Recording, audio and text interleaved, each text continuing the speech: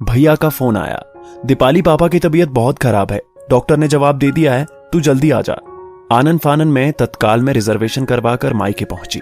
Auto से उतरकर जैसे ही घर में गई, भाभी ने कहा, दीदी आप पहले पापा जी को पानी पिलाओ, कल रात से उन्होंने एक घूंट पानी नहीं पिया है। एक ही बात संकेतों में बोल रहे थे कि दीपाली आ रही है, उसी के हाथ से पानी पीऊंगा। भाभी ने गंगा जल मिलाकर कटोरी में थोड़ा सा पानी लाकर दिया। मैंने चम्मच से पापा को पानी पिलाया।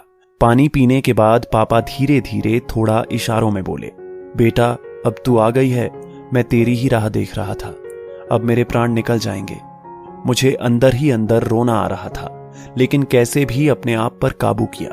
दूसरे दिन सुबह ही पापा हम सबको छोड़कर चले गए। 12 दिन तो लगातार रिश्तेदारों का आना जाना शुरू था। इतने लोगों के बीच रहकर भी मुझे बार बार एक ही बात खाई जा रही थी कि अब मम्मी का क्या होगा, पापा के बिना मम्मी कैसे रहेंगी, क्योंकि 24 घंटे दोनों साथ में रहते थे। क्या भाई भाभी मम्मी से अच्छे से बर्ताव करेंगे? सब ईश्वर भरोसे छोड़कर मन को तसल्ली देती थी कि सब अच्छा ही होगा। वैसे भी अपना समाज अभी उतना उदारवादी नहीं हुआ है कि एक माँ बेटी के यहां आकर रहे। मम्मी खुद भी इस बात के लिए राजी नहीं होती।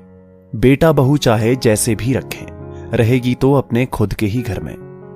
वापसी के पहले दिन मम्मी ने भैया से कहा, पापा की संपत्ति में से उनकी निशानी के तौर पर दीपाली को कुछ दे दे। वैसे भी आजकल दीपाली की स्थिति अच्छी नहीं चल रही है, लेकिन वो कुछ कर पाते इससे पहले ही। मैंने विरोध दर्शाते हुए कहा, मम्मी मुझे कुछ नहीं चाहिए, पापा ने मुझे बहुत कुछ दिया है, मुझे पढ़ाया लिखाया, अच्छे घर में बहुत धूमधाम से शादी की, और सबसे बड़ी बात बहुत अच्छे संस्कार दिए। हाँ दीपाली ठीक कह रही है, इसकी शादी में पापा ने दिल खोल कर पैसा खर्च किया था, और वैसे भी कानूनन जो लड़कियां मायके से अपना हिस्सा लेती हैं, उनका मायके से संबंध खत्म हो जाता है। मुझे एवं मम्मी को दोनों को ही भैया से ऐसी उम्मीद नहीं थी। मैंने मम्मी की ओर देखकर इशारों में कहा कि ये सब भाभी का ही सिखाया हुआ होगा, जोरू के गुलाम जो ठहरे, क्योंकि मेरे भैया तो पहले ऐसे ना थे। इतने में ही भाभी, जो इतनी देर से सब कुछ चुपचाप सुन रही थी, अचानक बोल उठी, आपकी बात 16 आने सही है जी। जो लड़कियां मायके की संपत्ति में से अपना हिस्सा लेती हैं, उनका मायके से संबंध खत्म हो जाता है। भाभी से ऐसा सुनकर मैं और मम्मी फिर से एक दूसरे को देखने लगे कि देखा, ये सब इसी का सिखाया हुआ था। लेकिन इसके बाद भाभी ने जो कुछ बोला वो हमने सपने में भी नहीं सोचा था।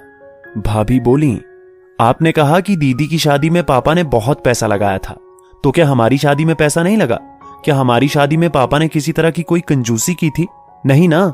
मम्मी जी ने मुझे एक बार बताया था कि जितना सोना उन्होंने दीदी को दिया था, उतना ही सोना उन्होंने मुझे भी दिया था। रही बात अन्य सामानों की, तो अपनी गृहस्थी बसाने के लिए उन्होंने हमारे ऊपर दीदी से कुछ ज्यादा ही खर्चा किया है। मतलब ये कि पापा जी ने बेटा और बेटी दोनों पर बराबर खर्चा किया। तो फिर आप ऐसे कैसे कह सकते हैं कि अब दीदी का संपत्ति पर कोई अधिकार नहीं है? आज पापा जी इतनी जायदाद छोड़कर गए हैं और दीदी के हालात फिलहाल कमजोर हैं, तो ऐसे में हमें उन्हें कुछ देना ही चाहिए। क्या आपको याद है कि आपने पापा जी की अंगूठियां और चेन आदि लॉकर में रखते वक्त क्या कहा था? यही कहा था ना कि ये मेरे पापा जी की निशानी है, इन्हें किसी भी स्थिति में मैं कभी नहीं बेचूंगा। हाँ कहा था। तो फिर क्या? आपने कभी सोचा है कि आपके पास तो पापा जी की निशानी के रूप में उनके द्वारा बनाया हुआ इतना बड़ा मकान है, उन्हीं के मेहनत से आज अपनी कपड़े की दुकान पूरे शहर में नंबर 1 पर है, बैंक में इतना बैलेंस है। दीदी भी पापा जी की ही बेटी हैं, लेकिन दीदी के पास पापा की निशानी के रूप में क्या है? क्या आपको नहीं लगता कि पापा जी के प्यार पर जितना आपका अधिकार है, उतना ही अधिकार दीदी का भी है? मैं और मम्मी दोनों भाभी को देखते ही रह गए। भाभी कितना बड़ा कड़वा सच बोल गई। ये सब बातें जानता तो हर कोई है, लेकिन कोई भी भाई भाभी जानते समझते हुए भी इस बात की ओर से अपनी आंखें जानबूझकर बंद कर लेते हैं। हम ही क्यों, भैया को भी भाभी से ऐसी उम्मीद बिल्कुल नहीं थी। ये उनके चेहरे से साफ साफ दिखाई दे रहा था। भैया ने भाभी से कहा, शिल्पा आज तुमने मेरी आंखें खोल दी। मैं तो सामान्यतः इस समाज से जो कुछ भी सुनता आ रहा हूं वो ही दोहरा दिया। मैंने इस बारे में इस दृष्टिकोण से कभी सोचा ही नहीं। सच में मेरे पास तो पापा की निशानी के रूप में मकान और दुकान सब कुछ है, लेकिन दीपाली के पास तो कुछ भी नहीं है, इसलिए मैं उसको पापा की अंगूठियां और चेन दे देता हूं। मैं सोचने लगी कि क्यों हम सब लोग भाई के किसी भी गलत बयान के लिए या गलत निर्णय के लिए भाभी को ही दोषी मानते हैं, भाई को जोरू का गुलाम कहते हैं।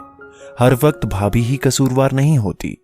दोस्तों, आपकी इस वीडियो के बारे में क्या राय है नीचे कमेंट करके जरूर बताइएगा। और अगर आपको ये वीडियो पसंद आए तो इस वीडियो को लाइक करिएगा, शेयर करिएगा ज्यादा से ज्यादा लोगों तक। और ऐसे ही और भी इंस्पिरेशनल वीडियो के लिए सब्सक्राइब करें हमारे YouTube चैनल को और Facebook पर फॉलो करें हमारे पेज को। धन्यवाद।